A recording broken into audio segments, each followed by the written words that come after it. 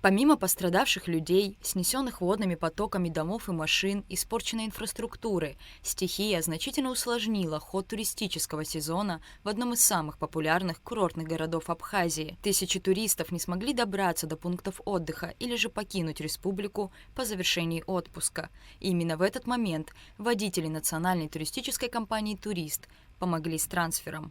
Наша республика летом столкнулась с рядом очень больших проблем, которые независимы были от человеческого фактора. Но тем не менее, каждый из нас делал все, что мог, чтобы решить эту проблему. Я хотел бы отдельно лично вас отметить и поблагодарить от всего коллектива Министерства туризма за то, что вы в первый раз и во второй раз в период этой стихии вами было перевезено более 3000 человек. Это огромная нагрузка. Ваш вклад в общее дело неоценим. Тимураз Хишба вручил благодарственные письма водителям компании «Турист» и поблагодарил их за оперативную работу и оказанную в это непростое время помощь. Как рассказал директор национальной туристической компании «Турист», все сотрудники фирмы отозвались мгновенно и искренне хотели помочь в сложившейся ситуации. В июне-июле на территории Абхазии за счет обильных дождей было размыт участок железной дороги в Гагарском районе.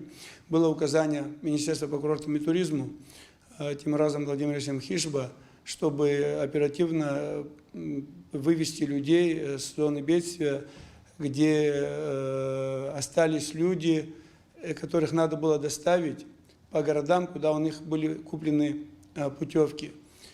9-10 наших автобусов работало, вывезли людей и оперативно сработали вместе с железной дорогой республики. Хочу вам сказать, что говорили даже, когда я им говорил, что это несмотря на то, что вот не коммерческий рейс, не туристов мы возим, я обещал им, что обязательно будут выплаты денег. Хочу не ради красивого слова сказать. Многие из них говорили, вопрос не идет о зарплате, это общее дело. Водителям пришлось вывозить людей из Гагарского района дважды, в июне и в июле при стихийных бедствиях. Развозили туристов, по словам водителя Павла Бхазария, почти по всем районам республики. В этой стихийной бедствии оказались люди, которые приезжали на курорт.